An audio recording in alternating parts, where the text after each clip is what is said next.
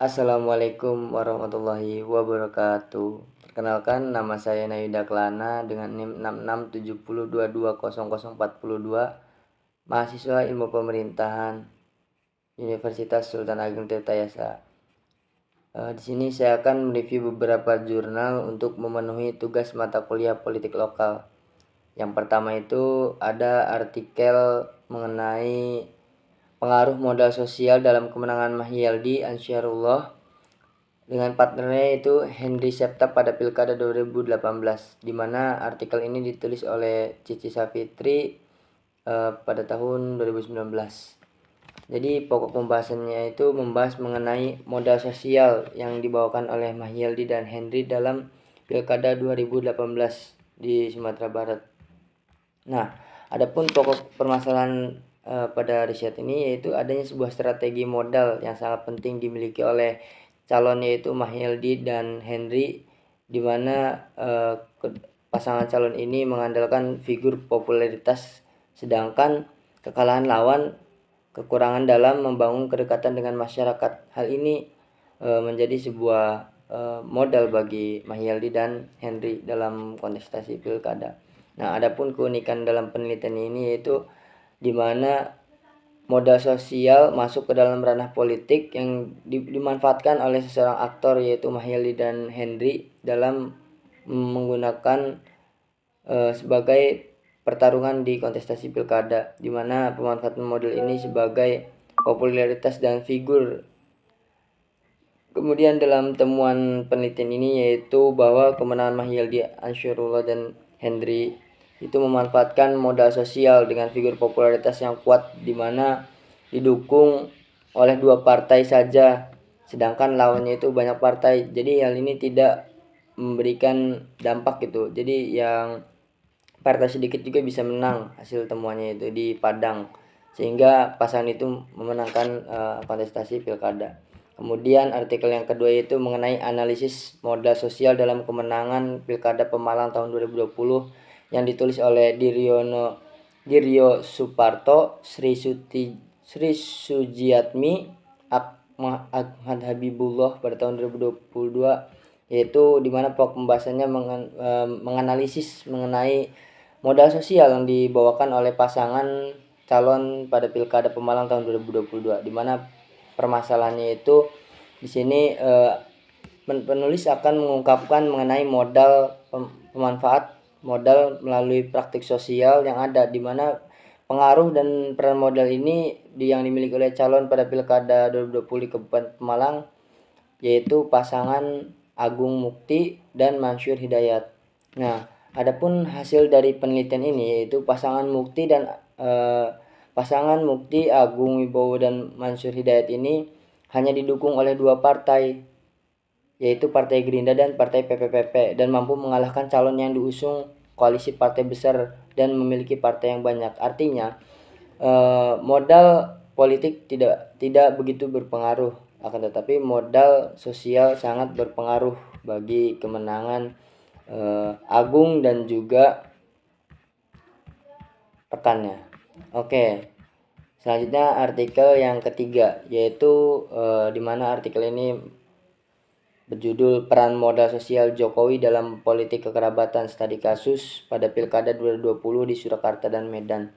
Artikel ini ditulis oleh Engkin Asrawijaya pada tahun 2022, di mana di sini penulis melihat modal sosial Jokowi dalam politik kekerabatan. Nah, pokok permasalahannya itu adanya praktik politik kekerabatan yang melahirkan perbincangan, di mana kehadiran keluarga Jokowi di ajang politik nasional ini dipercaya dapat memutuskan aliran politik kekerabatan di Indonesia. Tetapi nyatanya anggota keluarga Jokowi berkeinginan maju di Pilkada 2020, yaitu Gibran Rakabuming Raka yang mencalonkan diri sebagai wali kota Surakarta, kemudian Bobi Nasution mencalonkan diri sebagai wali kota Medan.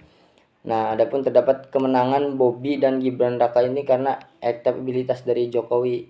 Nah, kemudian hal unik dari penelitian ini itu mendeskripsikan bagaimana politik kekerabatan yang dilakukan dalam era Jokowi, di mana hal ini membuat menarik karena ada karakteristik yang unik yang akan yang dari kasus tersebut, yaitu Gibran dan Bobi yang merupakan putra dan menantu dari presiden.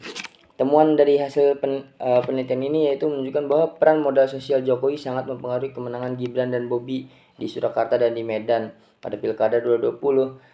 Di mana keduanya ini memanfaatkan kepopuleran nama besar Jokowi sebagai Presiden Republik Indonesia. Modal sosial atas kepopuleran nama besar keluarga Jokowi ini mampu menjadi sebuah kekuatan untuk memenangkan kontestasi Pilkada di Surakarta dan Medan.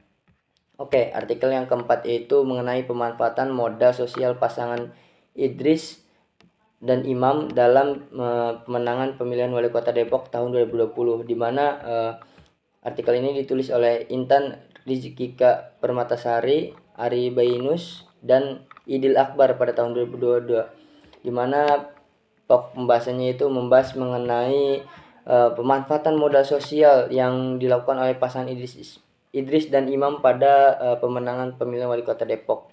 Nah, adapun permasalahannya yaitu adanya pertarungan pemilihan wali kota langsung di tahun 2020 di Depok, yaitu dua pasangan calon yang merupakan dua-duanya ini petahana dan wali kota yang sama-sama saling sukses dalam periode terdahulunya. Jadi pemanfaatan modal sosial Idris dan Imam pada pemilihan wali kota Depok 2020 itu, di mana beliau sudah menjadi 3 periode pemilihan menghasilkan kemenangan. Nah, hal unik dari penelitian ini yaitu dengan kepercayaan yang tinggi masyarakat kepada pasangan Idris dan Imam membuat pasangan tersebut berhasil memenangkan kontestasi pilkada di wali kota Depok pada tahun 2020. Temuannya yaitu pasangan Idris dan Imam itu memanfaatkan modal sosial, di mana hubungan dan jaringan Idris dan Imam ini prestasinya juga sangat bagus di kota Depok, sehingga masyarakat kota Depok ini memilih Idris dan Imam menyatakan sebagai pasangan yang memiliki kemampuan yang melebihi dari batas pasangan yang lain. Oke, artikel yang kelima yaitu mengenai analisis modalitas keluarga politik Indah Damayanti Putri dalam pemilihan Bupati Bima NTB periode 2015 sampai 2020. Dalam artikel ini ditulis oleh Sadrul Imam dan Titin Purnawingsih pada tahun 2022, di mana pokok pembahasannya itu mengenai modalitas keluarga politik Indah Damayanti dalam pemilihan bupati. Nah, hal permasalahan dalam artikel ini yaitu adanya modalitas yang dimiliki keluarga politik Indah Damayanti, di mana sebagai perempuan pertama yang memenangkan kontestasi pilkada dengan menggunakan model keluarga, karena keluarganya itu berasalkan dari keluarga kerajaan. Nah, hal uniknya itu modalitas kemenangan yang keluarga politik Indah ini merupakan warisan dari model yang dibangun oleh kandidat beserta keluarga kerajaan dari sosok Indah tersebut, yang dimana merupakan beliau juga merupakan sebagai kandidat bupati Bima yang perempuan pertama.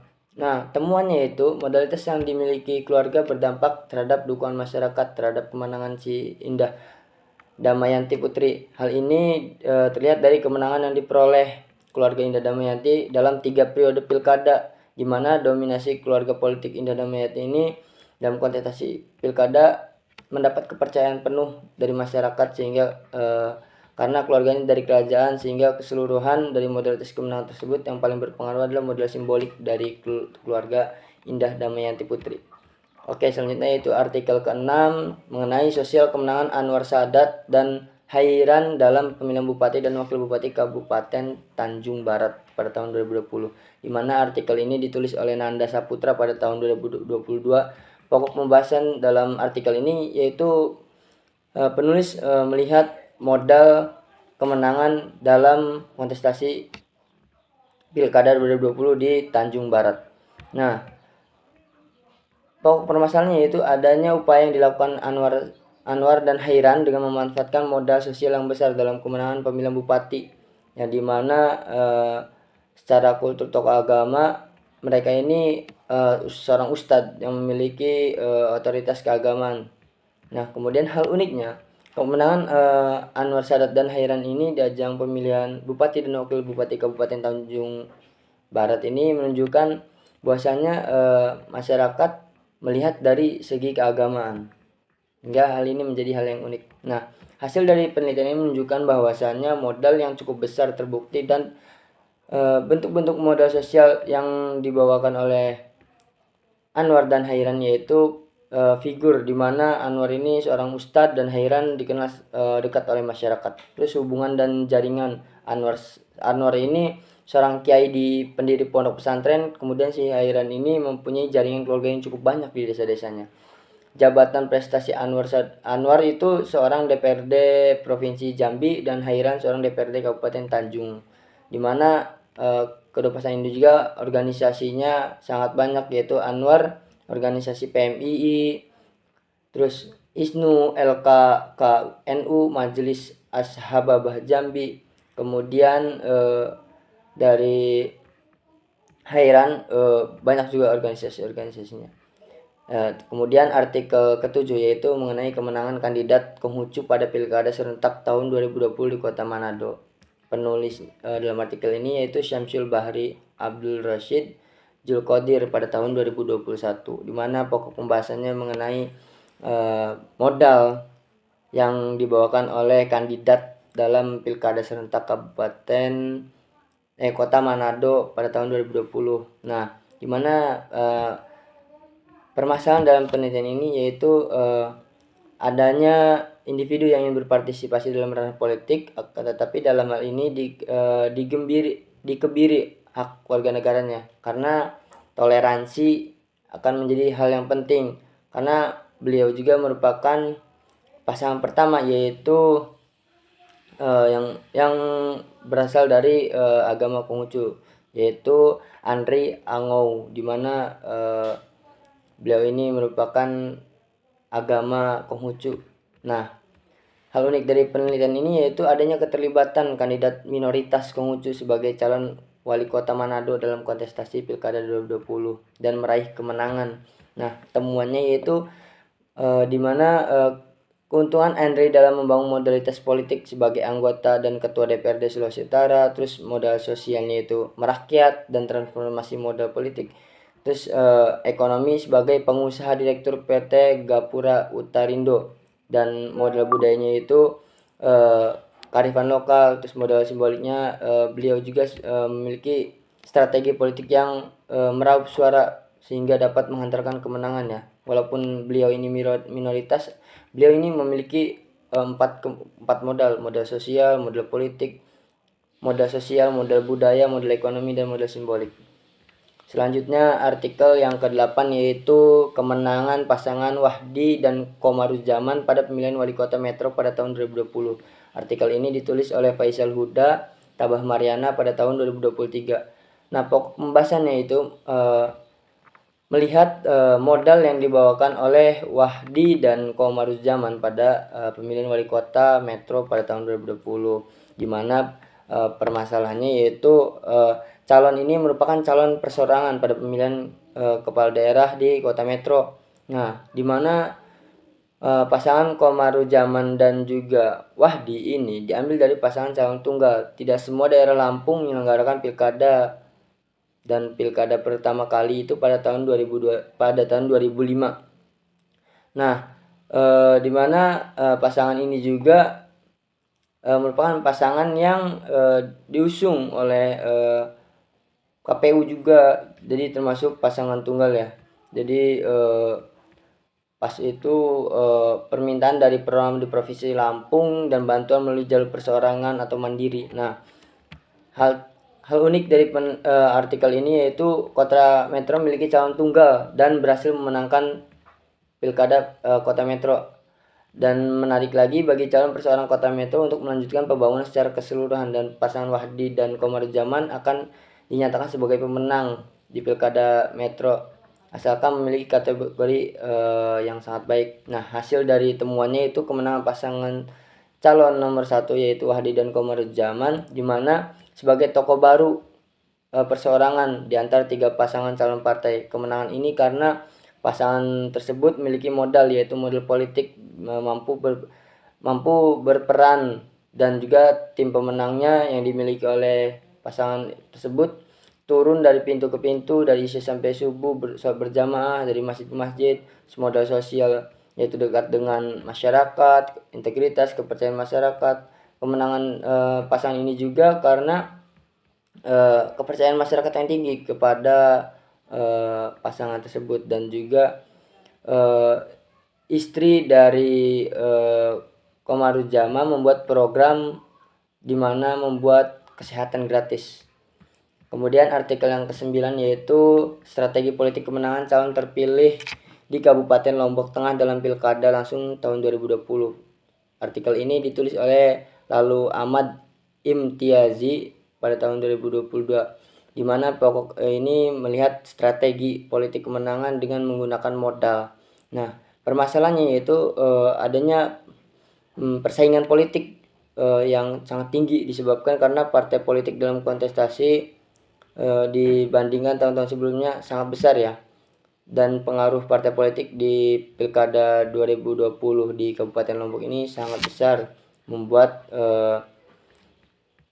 pasangan dari calon bupati dan wakilnya itu sangat mendapatkan dukungan yang sangat penuh. Hal unik dari penelitian ini yaitu pada momentum Pilkada di Kabupaten Lombok dimenangkan oleh peserta dari incumbent yang tidak lain yaitu orang yang sedang berkuasa sebagai kepala daerah atau wakil kepala daerah yang mencalonkan diri sebagai pilkada pada tahun 2020, yaitu pasangan calon nomor 4 yaitu Patul Bahri dan Nursiah. Kemenangan incumbent dalam pilkada ini diduga karena incumbent memiliki kekuatan politik yang besar. Nah, temuan dari penelitian ini yaitu strategi politik kemenangan calon terpilih di Kabupaten Lombok Tengah itu sangat dipengaruhi oleh loyalitas tim, di mana kemenangan bupati dan wakil bupati di Lombok yaitu Patul Bahri dan Nursia ini karena jaringannya yang sangat kuat, agama yang di dalamnya ada tokoh agama, terus pesantren-pesantren, organisasi-organisasi dan beberapa partai, sehingga hal ini membuat kemenangan bagi mereka. Artikel yang ke-10 yaitu modal politik kandidat perempuan dalam pemilihan umum studi kasus Dewi Noviani dalam pemilihan umum Kepala Daerah Kabupaten Sumbawa tahun 2020, di mana artikel ini ditulis oleh Joni Firmansyah dan Syafira Fardilah pada tahun 2022. Pokok pembahasannya itu mengenai model politik yang dibawakan oleh kandidat perempuan dan calon perempuan dalam ranah politik. Nah, pokok permasalahannya yaitu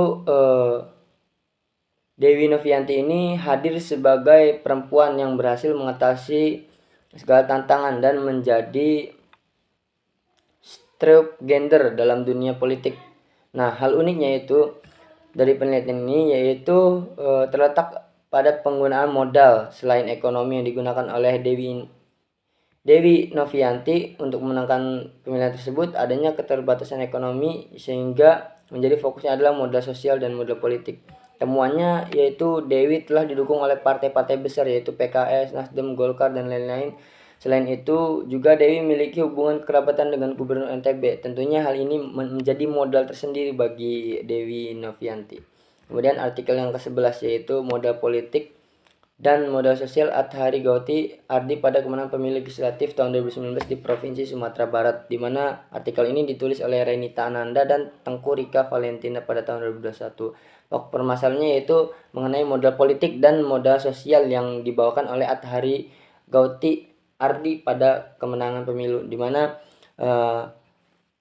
permasalahan ini yaitu Gauti Ardi ini dapat mensukseskan pilkada dengan menggunakan modal sosial dan modal politik. Nah, hal ini menjadi sangat unik karena peneliti di dalam artikel ini akan melihat bagaimana modal sosial dan modal politik yang dibawakan oleh Gauti Ardi ini dalam kemenangannya. Nah, hasilnya yaitu adanya pengalaman pada tahun 2014 yang dapat memberikan wawasan kepada Ardi tentang peta suara serta dinamika politik lokal. Yang kemudian adanya peran ayah.